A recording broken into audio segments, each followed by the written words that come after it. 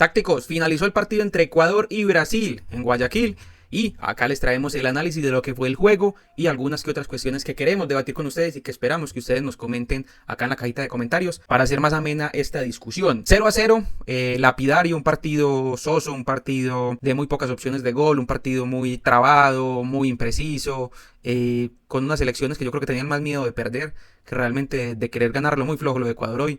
Y lo de Brasil, yo creo que pues era el debut de Ancelotti, pero también no deja de ser un partido muy flojo para lo que es Brasil. Voy a plantearles la primera cuestión. ¿Les alcanza a estas dos selecciones con los puntos con el empate de hoy, con estos puntos que tienen para ir al próximo mundial? Ya están clasificados realmente. Y lo planteo porque, bueno, Argentina ya está clasificada hace rato. La segunda de las eliminatorias es Ecuador con 24 puntos. Mismos puntos que Paraguay, que le ganó precisamente hoy también a la Uruguay de Marcelo Bielsa. Brasil es cuarta con 22 puntos. Y Uruguay, que con la derrota de hoy bajó al quinto lugar con 21. Mañana juega Colombia. De ganar haría 23, pero quedaría por debajo de Ecuador y Paraguay. Y pues más abajo aparece Venezuela, Bolivia y Perú y Chile. ¿Les alcanzan? ¿No? Ya están clasificadas la selección de BKCS y la selección del recién llegado Carlo Ancelotti. Esa es la primera cuestión. Yo creo que sí, yo creo que ya podemos decir que estas dos selecciones, de hecho podemos decir también que Paraguay ya está clasificado al próximo mundial y que se une a Argentina como los clasificados de Estados Unidos 2026. Yo creo que con esto les alcanza. Yo creo que de alguna forma, no intencionalmente, pero sí como que a medida que transcurrían los minutos, creo que Ecuador y Brasil se fueron dando cuenta de que el empate les servía a los dos, de que el empate era mucho más necesario para ellos que por ahí no sumar nada. Entonces creo que estas dos selecciones ya están clasificadas y que Colombia a ganar mañana creo que también se metería y Uruguay quedaría ahí también a una victoria o a dos empates de también clasificar. Esa es la primera cuestión que les traigo. Y la otra que les quiero plantear les quiero poner sobre la mesa es: ¿qué le pareció el debut de Ancelotti? A usted, hincha del fútbol, a usted, táctico, a usted quien nos escucha. ¿Cómo le pareció el partido, el planteamiento de la Brasil de Carlo Ancelotti, que recién llega, un entrenador de muchos pergaminos, campeón de Champions, que viene a dirigir al Real Madrid y de ganar la Champions el año pasado? ¿Qué le pareció? Yo voy a decir que para el poco tiempo que tiene Ancelotti en la selección, que pues, un poco más de una semana, desde que aterrizó Brasil y desde que hizo su primera convocatoria y de lo poco que ha trabajado, yo creo que empezar a dirigir esta selección sin una derrota, creo que es algo, digamos, positivo. Pero también soy muy consciente de que esta selección tampoco se le ve todavía una idea de fútbol, no tiene cómo vérsele por el poco tiempo que tiene Ancelotti al frente de la Canariña.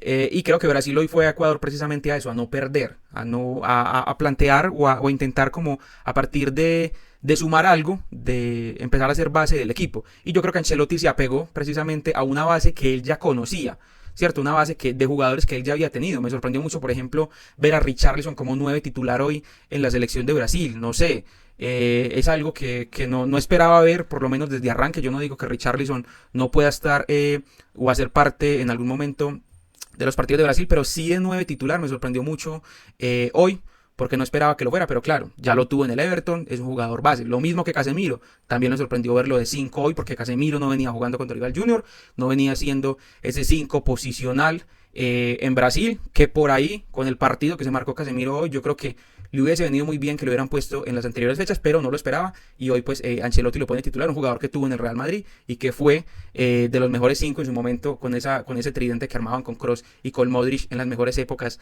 de la Casa Blanca. Y creo que a partir de ahí armó digamos, el equipo, le dio también, o ahí creo que ya entramos en otro terreno, y es que le dio mucha libertad a Vinicius Junior para hoy. Lo vimos como siempre en su habitual posición, tirado sobre la izquierda, con esos enganches hacia afuera, hacia adentro y demás, pero tuvo mucha libertad de ir hacia el medio centro del ataque, o hacia el centro del ataque, o hacia la derecha en los momentos que deseara. Fue muy importante eso para el juego. Creo que Vinicius hoy tuvo un buen partido, sin ser un gran partido y demás, que yo creo que Vinicius le sigue debiendo a la selección brasileña, porque no es ese Vinicius del Real Madrid que vemos en la selección verde y amarela, porque no es el mismo talante. Entonces creo que ahí digamos que tuvo como esa libertad, pero tampoco, por momentos hoy pesó, pero tampoco fue algo como brillante, pero tuvo un buen partido. Esa es mi reflexión sobre el planteamiento de Ancelotti hoy, sobre lo que vi. Creo que es mejor construir sumando que perdiendo, entonces creo que Ancelotti a partir de ahí fue que empezó a hacer eso. Voy a hablar de Ecuador. Ecuador hoy tenía varias bajas, Ener Valencia una de ellas, le hizo mucha falta, aunque Yeguá me parece que hizo un buen partido, por lo menos fue el que más intentó. con remates aislados al arco, un cabezazo que se va desviado. Creo que por ahí fue como el que más se animó a hacer algo diferente que pudiera de pronto marcar la diferencia. Pero en verdad muy impreciso Ecuador. Bueno, Ecuador y Brasil, los dos equipos muy imprecisos, sobre todo en el último tercio de campo.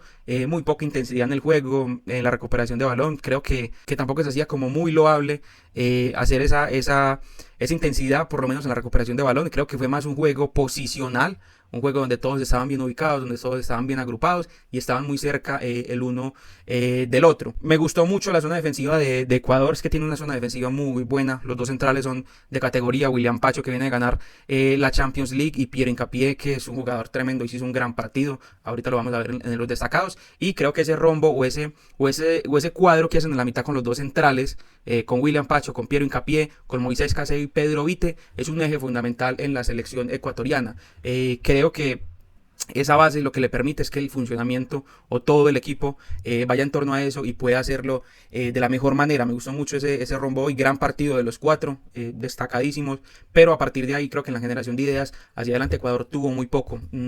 Terminan sacando a Minda en el entretiempo porque no había pesado en el partido, muy flojo el partido de Angulo también. Yeguá pues tuvo sus destellos por ahí. Alan Franco hoy no me terminó de convencer, no fue un gran juego para el jugador. Entonces, no sé, creo que le faltó más en la generación de ideas a Ecuador, pero muy sólido en defensa. Los laterales muy bien, Ordóñez y Estupiñán estuvieron muy bien.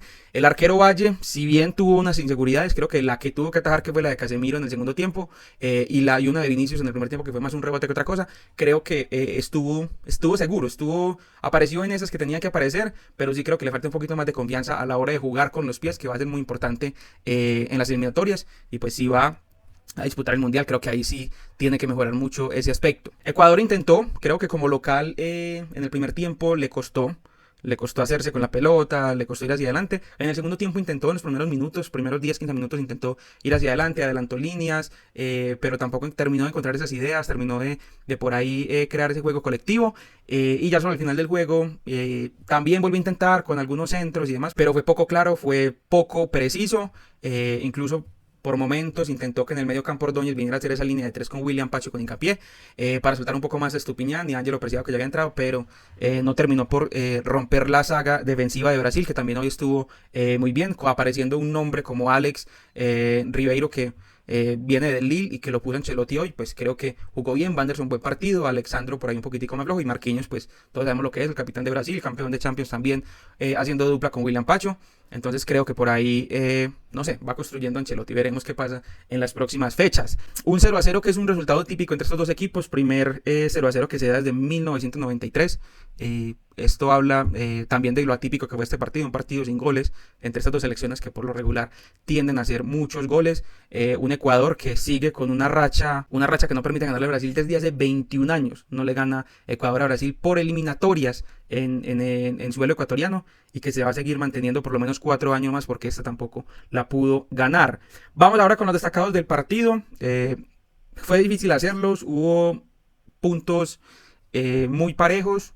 No hubo esa gran figura rotulante del partido, pero voy a destacar los tres que para mí fueron los más constantes, los más consistentes durante el encuentro. En primer lugar voy a poner a Casemiro. Creo que fue el eje de Brasil, fue el mejor jugador del partido, el que por ahí tuvo más intensidad, el que estuvo más cerca de sus compañeros, y el que en ese tridente que montó Ancelotti, con Bruno Guimaraes por un sector y con Gerson por el otro, creo que fue ese volante tapón muy importante. 72% de precisión en los pases, un remate a puerta que estaba muy bien el arquero Valle, ganó 6 de 8 duelos y 4 de 4 duelos aéreos, tuvo una salvada, un cabezazo sobre el final del partido muy importante. En segundo lugar voy a poner a Piero Hincapié, 4 quites, una intercepción, 94% de precisión en los pases, 5 de 5 duelos ganados y 2 de 3 duelos aéreos ganados, un Kaiser en la defensa, un jugador muy estable, y que es una gran dupla con William Pacho, que siempre está ahí, un jugador que además en ocasiones te puede jugar de lateral izquierdo, que es muy valioso. Y en tercer lugar me voy a quedar con Moisés Caicedo, el artífice del medio campo ecuatoriano, 94% de pases, 3 pases clave, 2 quites, una intercepción y 4 de 9 duelos ganados. Creo que fue un partido digamos que apoyó más en la recuperación que lo que pudo generar hacia adelante, pero fue muy importante para que se pudieran soltar Pedro Vite y Alafranco a la hora de atacar. Entonces creo que ahí Moisés Caicedo fue muy importante. Lo que les decía, en ese rombo que arman William Pacho, Piero Hincapié, Moisés Caicedo y Pedro Vite, Moisés es el que tiene ese gran despliegue para llegar a las jugadas y para estar anticipando a los rivales. Entonces creo que ahí fue determinante. Esta es mi reflexión del partido. Quiero leerlo a usted en los comentarios, quiero que nos deje la suya, qué le parece el juego, cómo vio el debut de Ancelotti, qué cree que le faltó por ahí a Ecuador hoy para llevarse la victoria, cree que ya están clasificadas ambas selecciones al próximo mundial. Déjenos todo acá en la cajita de comentarios, los vamos a estar leyendo. Déjenos su like si les gustó el video, suscríbase si aún no lo ha hecho, que vamos a estar trayendo mucho más contenido de nuestro amado fútbol sudamericano. Y sin más, nosotros somos Tácticos Latam.